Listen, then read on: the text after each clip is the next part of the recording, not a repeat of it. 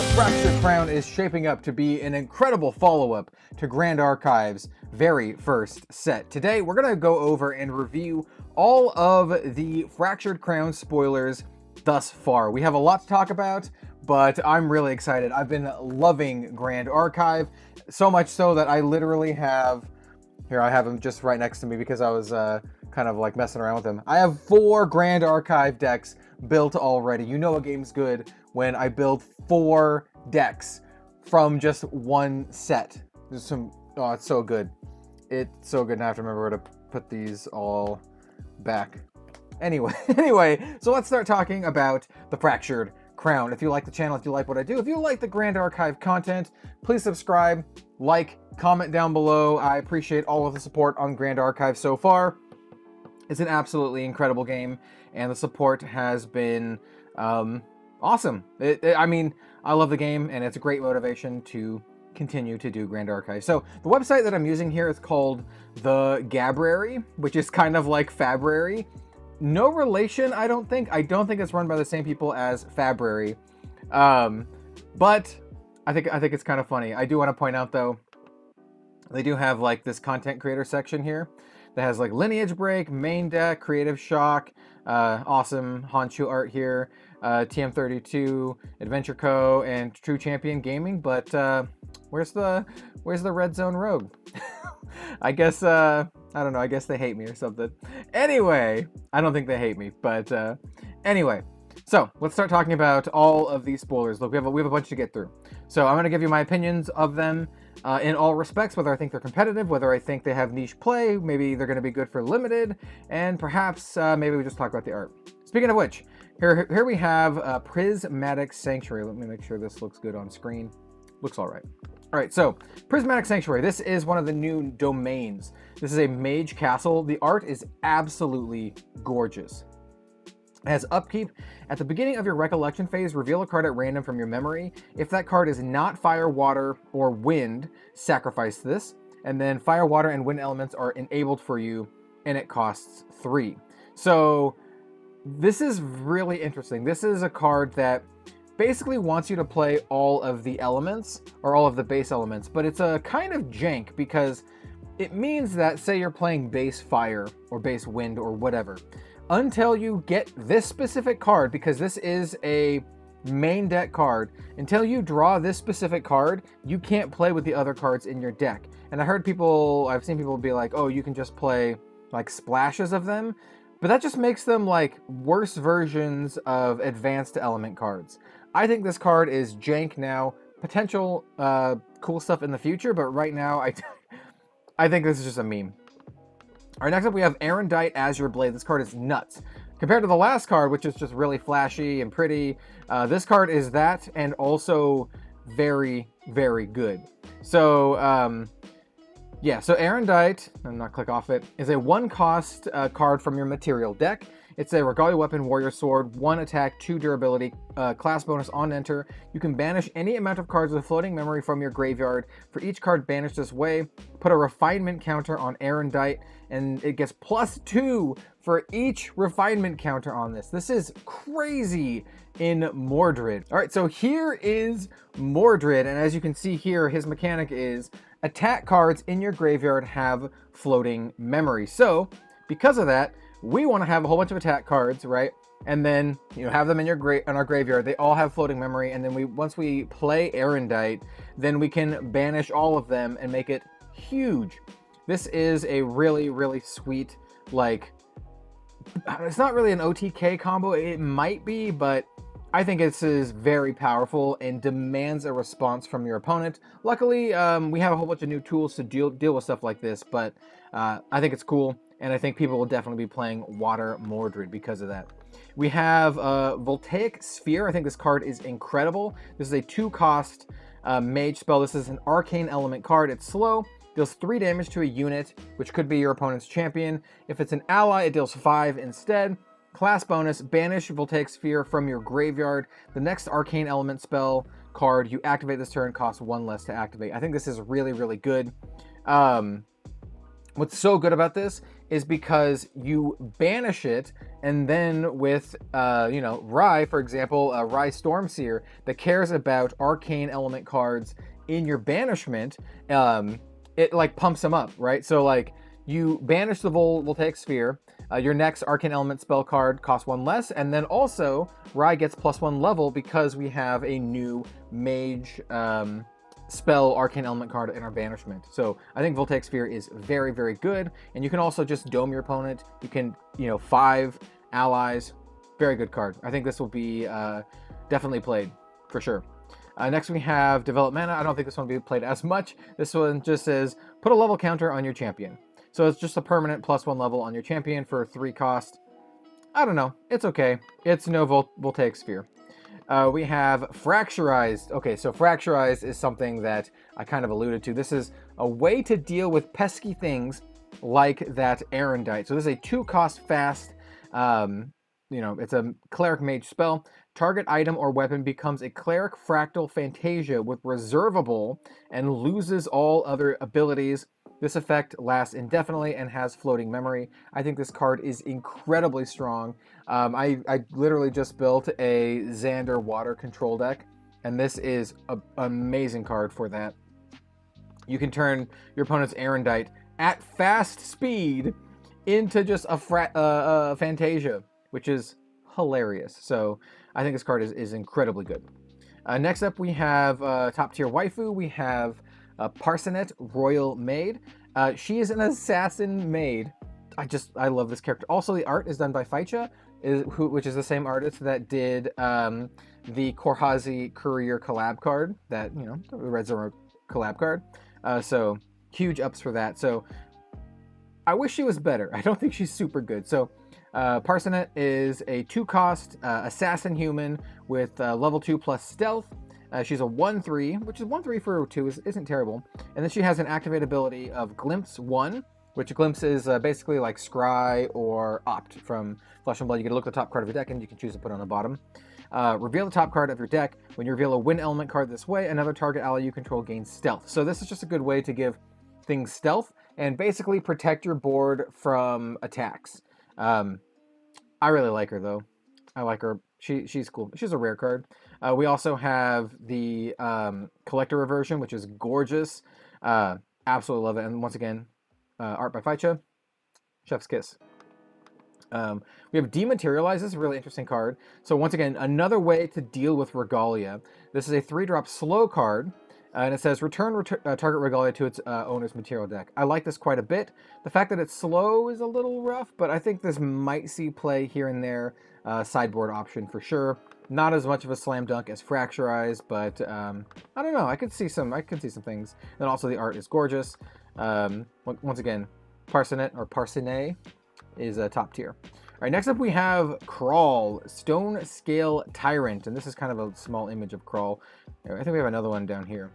They're both small. Okay, we'll just look at the we'll just look at this one. We've gone over Crawl before because we have seen Crawl. He's just a giant house. He's a 5-drop Terra Tamer Beast Dragon. Additional cost to activate this card: banish 2 preserved cards from your material deck, and then activate basically means to play. Intercept, Spell Shroud, True Sight, Vigor. Very hard to kill, though there are some ways, including Uther that we're going to talk about in just a little bit. Class bonus on attack, reveal the top 2 cards of your deck and put them into your material deck. Preserved so you can play more Crawl or just, you know, get that cool preserve value. Crawl is a house. Very, very strong. Gives you a reason to play Tamer. Yeah, I think Crawl's great. Like, this is so good that I think it's a card that you have to think about when you're building your other decks. Having Spell Shroud is rough. We also have Innervate Agility is another card we've seen before. Beautiful art featuring Tristan. And it says, an additional cost to activate this card, de-level your champion and then heal for 5, which is super interesting. And then it says, units you control gain your choice of Stealth or Spell Shroud until end of turn. What's super interesting about this is you can... So it says, to de-level, you de-level your champion, return the top card of this lineage to your material deck. So if your top card of the lineage has an on-enter effect, for example, this actually could be a way to get that on-enter effect again. It's not great, but, you know, Korhazi's Chosen Xander does have an on-enter effect of gaining a Stealth, Spell Shroud, and a prep counter. So, like, that's not nothing. So yeah, it's an interesting card. I can see this being a card that sees play eventually. I don't think it has a home right now, but I can see something out of this card. Really interesting. Next up we have Incarnate Majesty. So this is a very interesting card. So it's a 12-cost Crux card, class bonus efficiency. So it's a mage spell, so it costs 1 less for each mage level you have.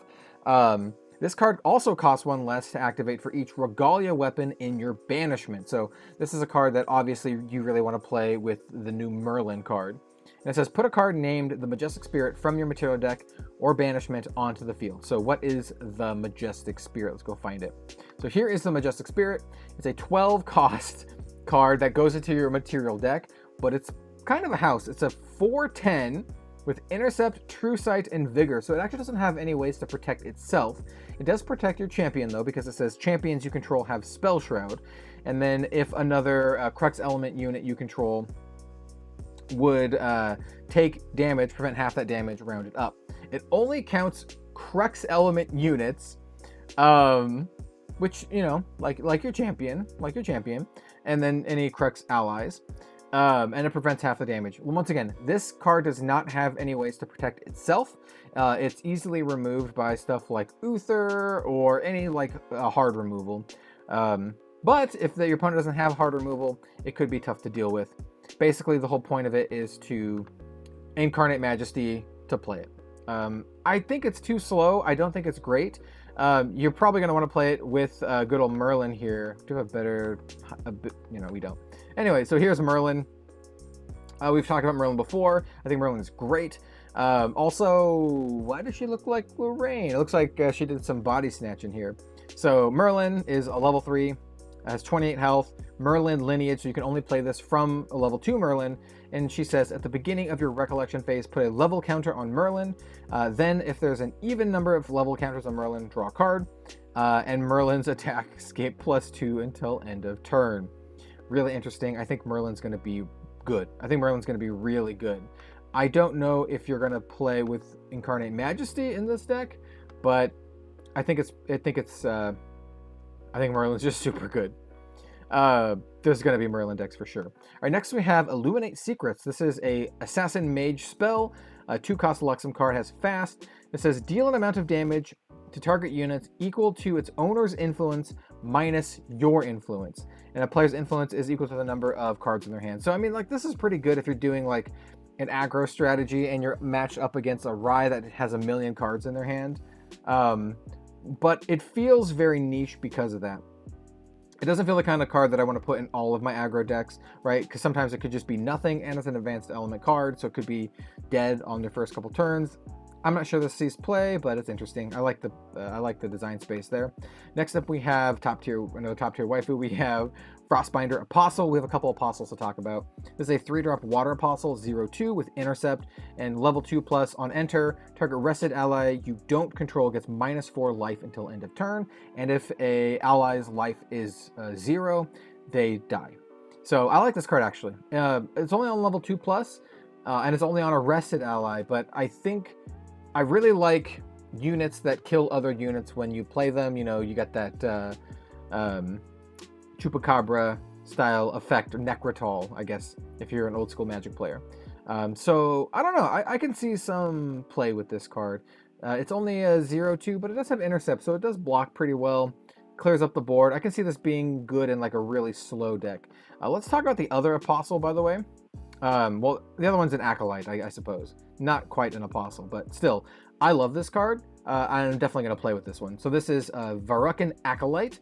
Beautiful artwork, 3-drop. It's a 0/1. On enter, destroy target Regalia with memory cost 0.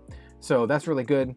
You can blow up, I guess Iron Dye cost 1 to play. But you can blow up lanterns and that kind of stuff. And then level 3+, she gets +3 attack. So she becomes a Blitz Mage with a really good on-enter effect. I like this in like a tempo style fire deck, and that's kind of like where I've been taking my Fire Xander deck. into like this tempo territory. And that's a good segue because we're going to talk about the Fractured Crown next, and then Varkan Soul Knife and Uther. So actually, let's talk about Varkan Soul Knife first, because I think this card is really good in the tempo style deck. So it's a 0-drop Assassin Dagger. It's a 1 attack, 1 durability, class bonus, and element bonus. You can banish 3 fire element cards from your graveyard to activate this from your material deck, which is great. So you don't have to waste your material phase to get this. You can just immediately get this when you have 3 fire element cards in your bin. And it says class bonus on kill, return Varkan Soul Knife to your material deck. So this is a card that just keeps coming back and gives you ways to attack with Xander, basically. And why that is good is because Xander's level 2 currently gives you +1 whenever Xander attacks rested allies. And with the Varkan Soul Knife, that's a guaranteed 2 attack on rested allies every single turn, basically. And that is compounded by something like the Fractured Crown. Now keep in mind, with the Fractured Crown, you need to enable the Lux element. And currently in my tempo Xander, we get there, but I typically play a lot of fire cards and not a lot of Luxem cards, and so Lux, I don't rush to get to Lux, basically, is what I'm saying. But this card is a card that I spoiled, and it says linked champions first attack each turn gets +2, and then it has a class bonus of that champion also gets +2 health for each unique ally card in your graveyard. When it says unique ally, it means allies with the unique ally, I don't want to say keyword typing, but because this is a warrior artifact and there's that class bonus, the only way currently to activate this is with Trisket, and I don't know about that. But I do like the first effect. Link champions first attack each turn gets +2 attack. Now you can use this obviously, like I showed in my spoiler video, to pump up finishers like Rending Flames, but I actually think the true power of this card lies more in a tempo strategy, where something like you have your Fractured Crown, and then you have your Varkan Soul Knife, both of which are from your material deck, which means you don't have to draw into them, and combined with Xander's level 2, that is 4 attack on rested ally every single turn. So if we get to the point where Grand Archive is slow enough where that is relevant, that is very, very strong, right? Very good against control and mid-range decks, because these are cards that you always have access to because they are from your material deck, and for the most part, they cost nothing. Fractured Crown is a 0-drop card. Varkan Soul Knife is also a 0-drop. So, yeah, I actually think this is great in like a tempo style fire deck. It could be also good in like control Xander. I think people are sleeping on this +2 every turn. It basically gives you a free kill on your opponent's board every single turn, guaranteed. And I think Grand Archive is getting to the point where it's going to be slow enough where that like actually matters. So, yeah, you know, why do I think that? Well, we have some other stuff that we're gonna talk about in just a little bit. Booba. Anyway, so we have Fractal of Insight. The fractals are really interesting. They're basically like mana rocks, if you're familiar with Magic the Gathering terms. So this one is a 2-drop Fantasia Mage Fractal. On enter, you can rest it. If you do, glimpse 2. So if you play this and don't need to immediately use it, you get that glimpse, which is nice. And then it has a reservable. So the reservable keyword is what makes it a mana rock, which means while paying for a reserve cost, you can rest this object to pay for 1 of that cost. So I think this is actually really great for Grand Archive. It makes it so your hand isn't always necessary. So I don't know. I think the fractals are really interesting, and I definitely want to play around with them. It's hard to gauge the exact power level because it circumvents one of the key mechanics of Grand Archive, but I think they might be good, and I think ones like this common norm element one might be great. Here we have Fast Cure. It's another card that, you know, can maybe slow things down a little bit. It says, if target opponent's influence is greater than yours, influence is the total amount of cards in hand plus cards in memory, recover 4. So it's a 2-drop fast recover 4 that also has floating memory. So I think this could be great in more mid-range and control style decks, but it's a thing where your opponent needs to have more cards than you. So yeah, I don't know, it's interesting, but it has floating memory, so you can never really discount stuff with floating memory. Floating memory is great. Next up we have Effigy of Gaia. This is a 0-drop Regalia item, Tamer Bauble. Class bonus, your champion gets +1 level as long as you control a beast or ally. That's pretty good right there. Whenever an opponent activates an attack card with Cleave, animal and beast allies you control get +2 until end of turn. Woof. This makes your opponent work much harder to kill your board, and I think this is what Sylvie needs. I like that this is wind because it kind of slots into your big monkey deck. Is it good enough? I don't know, but it gives you +1 level, which is something that you kind of want to do anyway, so I think this card's good. I want to see Sylvie be better. I hope this helps her get there. Here we have another Fractal. This is Deep Sea Fractal. Fantasia, Cleric Fractal, Hindered, so this one enters rested. And on enter, each player puts a top card of their deck into their graveyard, and it has reservable. This is interesting. Maybe you can do some shenanigans with setting the top card of your deck with your Mistbinder. What is it? It's the Siren, the Assassin card that comes into play if you basically mill it. I don't know.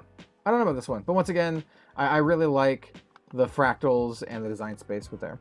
Next up, we have the Dawn of Ashes itself, which is funny because we have Dawn of Ashes in this set, Fractured Crown, and we also have Fractured Crown in the Fractured Crown set. I thought it was pretty cool that I got to spoil the named card, by the way.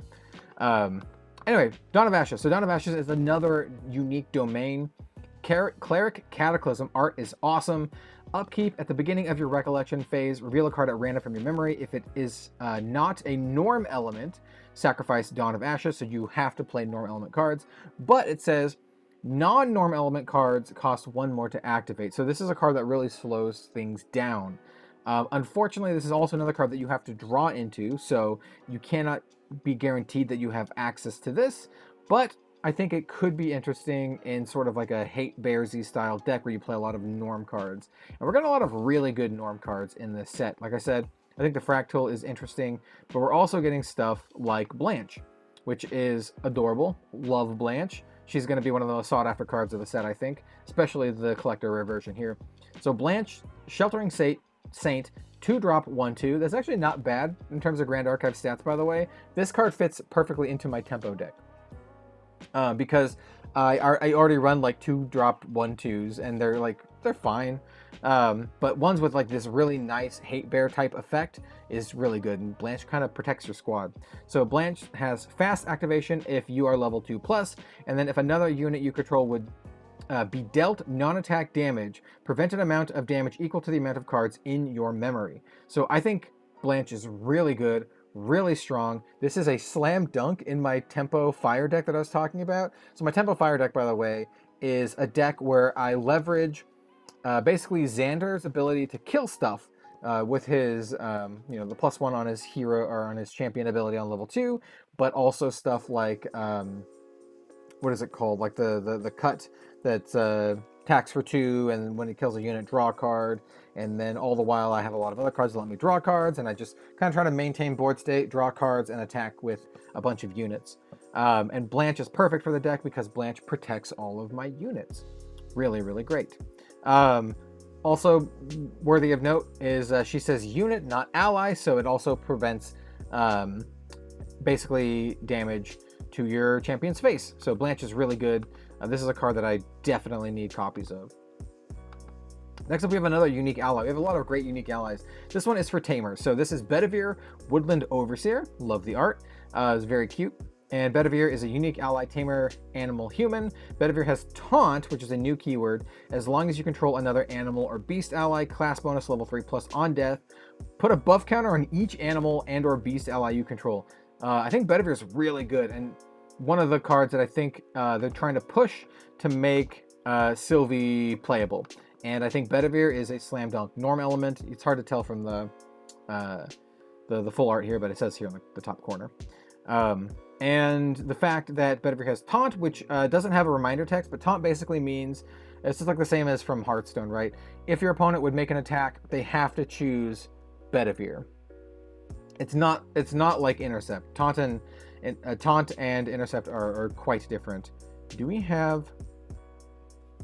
I'm trying to see if we have the other version of Bedivere to show. Doesn't look like it, but that's what Taunt does. You have to attack it. Next up we have Anthem of Vitality.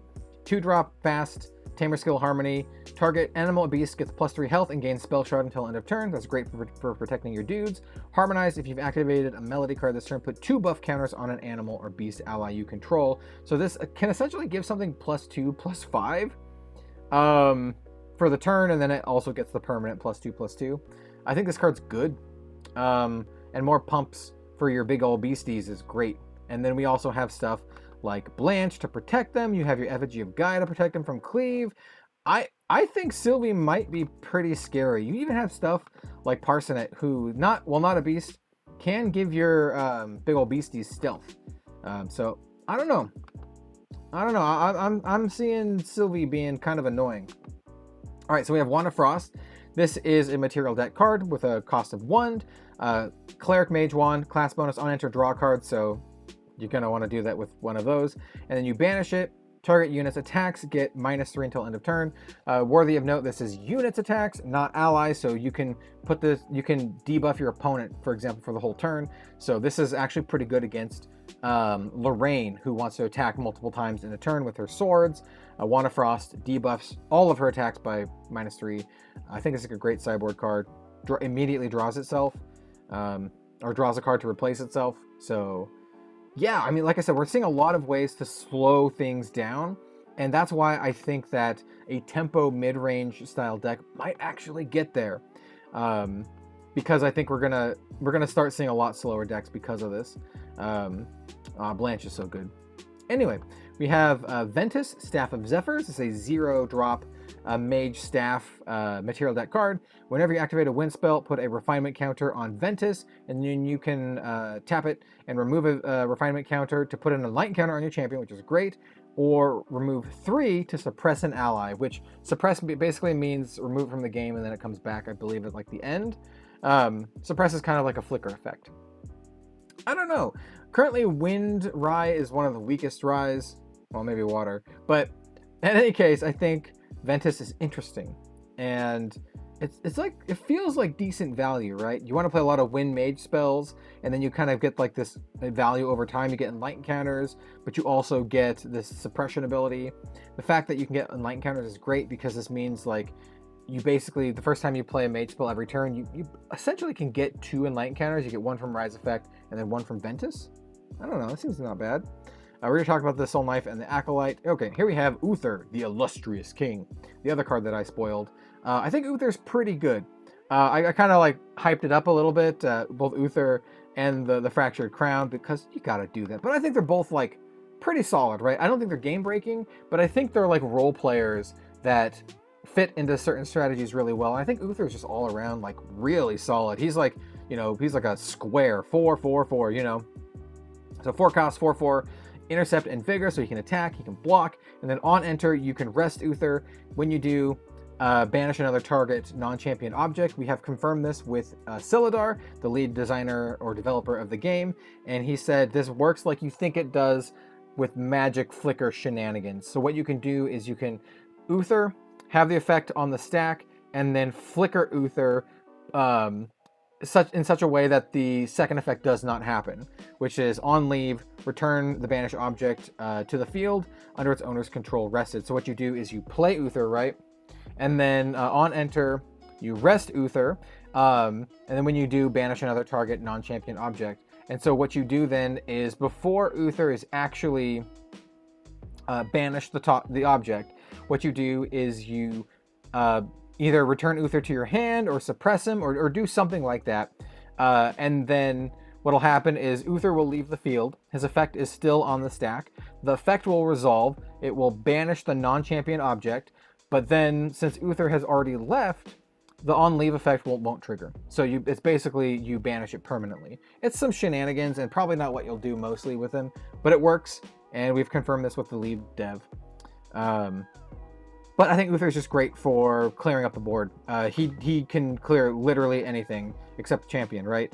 Uther can clear Crawl. He can clear the Majestic Spirit. Like, Uther is just really good. He can clear, I don't know, if you want to clear Arendite for some reason, if it's still around that late in the game.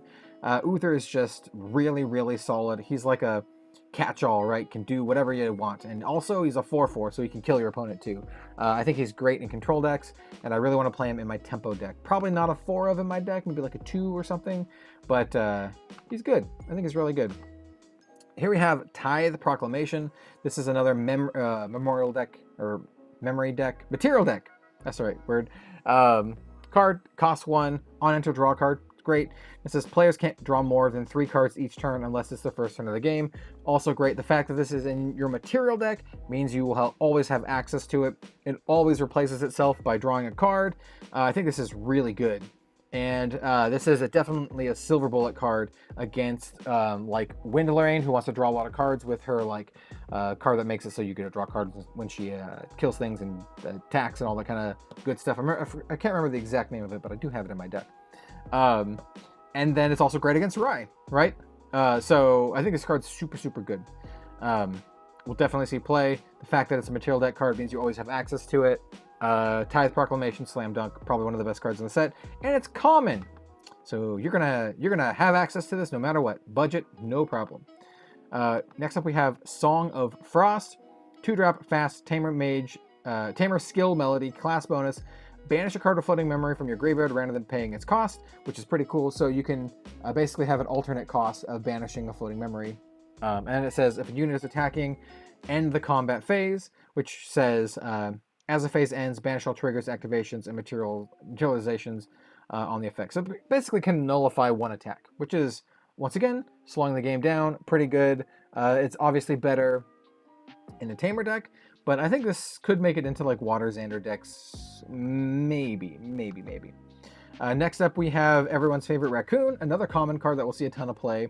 2-drop, 1/1, on enter, banish up to 2 target cards from a single graveyard. So this is just a great way to hose over all of the shenanigans that fire decks do, that Cruxel Rain does. Yeah, Monocle Raccoon, we'll see play. Another great card to just slow things down, to control things. Next we have Riptide Slash, Warrior Sword attack for 2, attacks for 2, cost for 2, attacks for 2. Class bonus on attack, glimpse 2. On kill, you can put the top card of your deck into your graveyard. I don't know. Like a self-mill warrior deck? I wish there was an assassin card maybe, so you can play it with... I don't know. Maybe. Next up we have Resolute Stand. Not a lot of people have seen this card actually, because it was kind of like sneakily spoiled. So this is a 3-drop fast card. It's a Guardian skill reaction. We don't have Guardians yet, but we will soon, eventually. Level 2+, you can activate this card without paying its reserve cost. If you do, skip your draw phase. It's pretty rough, but also pretty sweet that you can play it for free. Never discount cards that you can play for free. Whenever target unit would be dealt attack damage this turn, prevent 3 of that damage. This card is really good against Lorraine. It's really good against ally swarm decks, because you can target yourself, because your champion is a unit, right? And so it basically means that they have to attack for over 4 or 4 or more to deal any damage for the turn. And if you are level 2+, you can play this for free. I think this card is kind of insane. It's also just an uncommon. You would think this would be like a super rare. I think this card's actually kind of insane, and it might warp the game in a good way, because it once again slows things down, which is why I'm saying I feel that tempo could really be a thing in the Fractured Crown. Next we have Red Slime. Adorable. Also, it explodes. It's a 3-cost 3/2, which is really good, but it has Pride 3, which is actually not that hard to get. But you have to keep that in mind. Class bonus on death. Deal damage to all allies equal to Red Slime's power, which is base 3, and you can pump that up. I love Red Slime. I think it's good. It's a great board wipe. Grand Archive doesn't have enough board wipes, and this is a board wipe that also can just kill your opponent. It's great.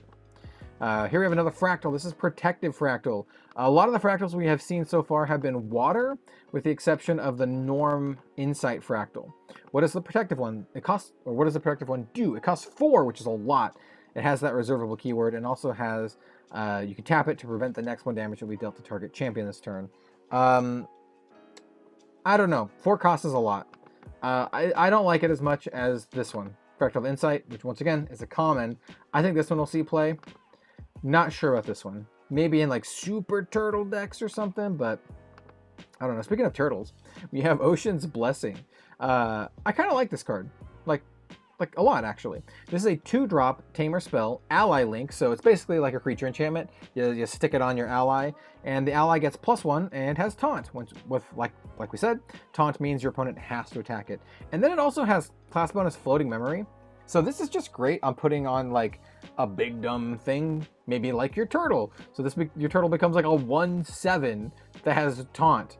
That's so annoying. And that is going to be why stuff like Uther, and just any other hard removal is going to be pretty good. I've been really liking what is it called, like Flame Trap, where if a unit has taken damage this turn, you destroy it, and if you're an assassin, it costs nothing. I think that card might make it back into my fire deck because of stuff like this, and of like the Majestic Spirit, and of this guy.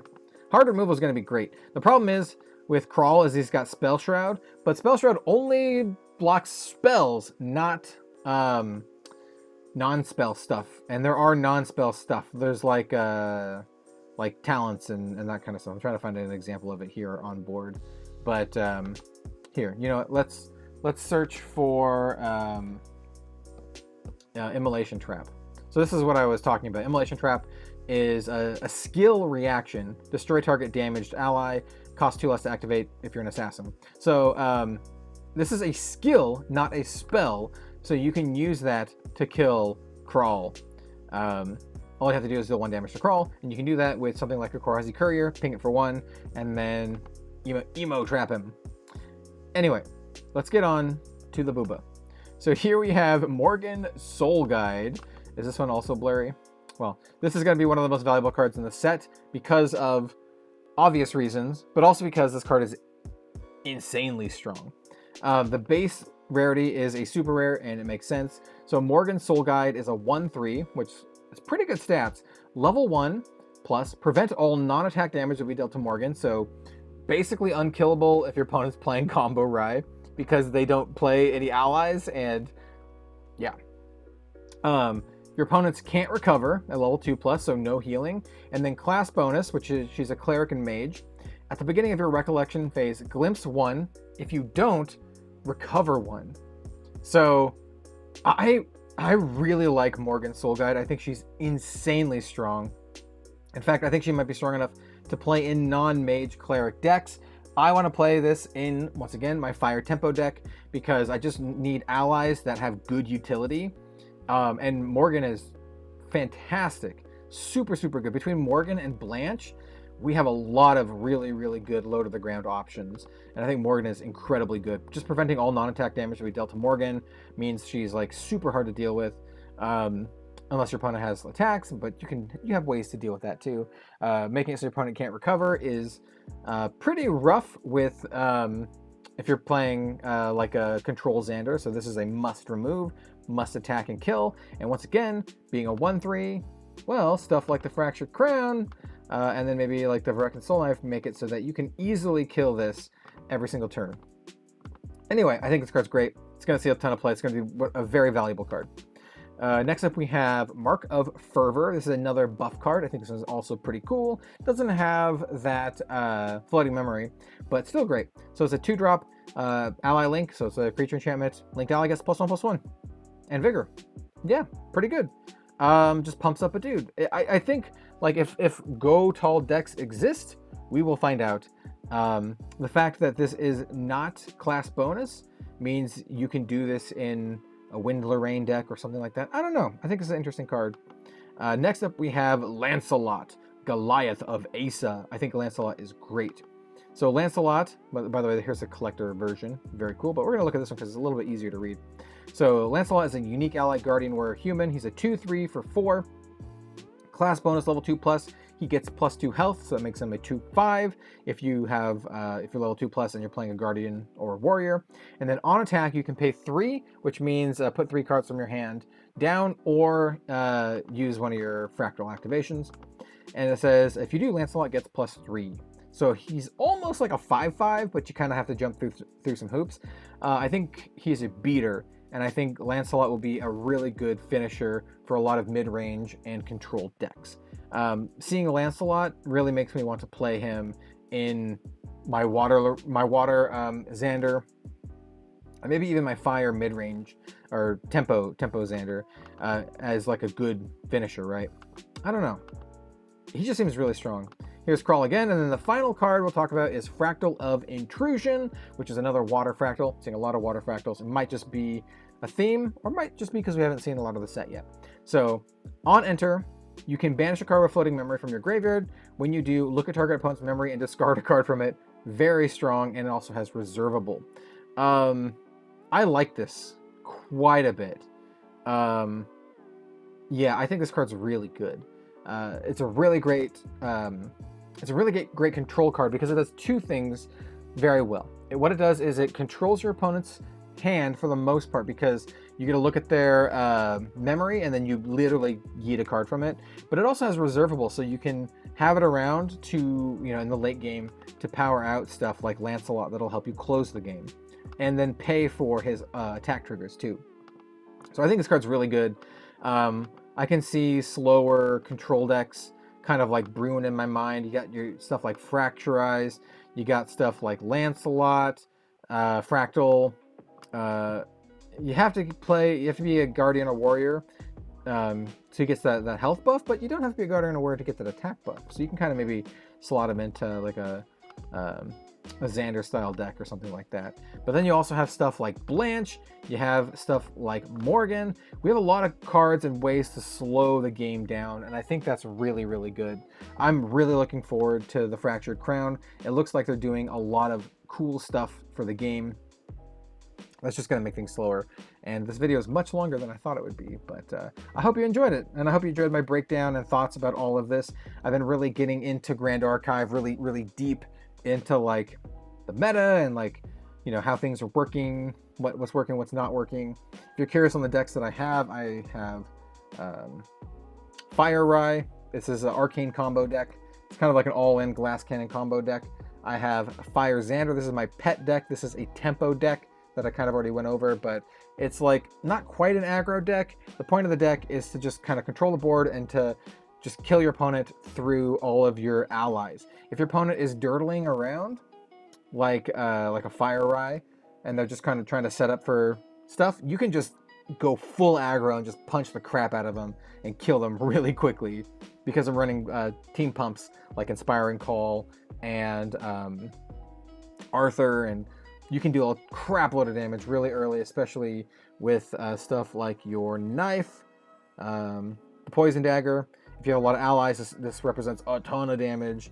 And then you also have stuff like your Assassin's Ripper, so you can have really, really big, heavy hitting, like 12 plus damage, Rending Flames. Good stuff. And then we have my Water Xander. The Water Xander. This one is a control deck. Close to what main deck posted on YouTube. I've made some small alterations, but it's mostly Dan's deck from main deck. It's a cool deck. I just built it. I want to play with it more. I put more Nias in it because I love Nia.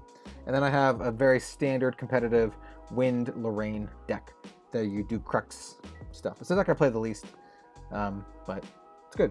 So anyway, that's Grand Archive for today. I just want to talk about Grand Archive and talk about all these spoilers. We will be seeing more spoilers in July. I think the set looks incredible. Cannot wait. Absolutely cannot wait. And let me know what your thoughts are down below. I'll see you next time.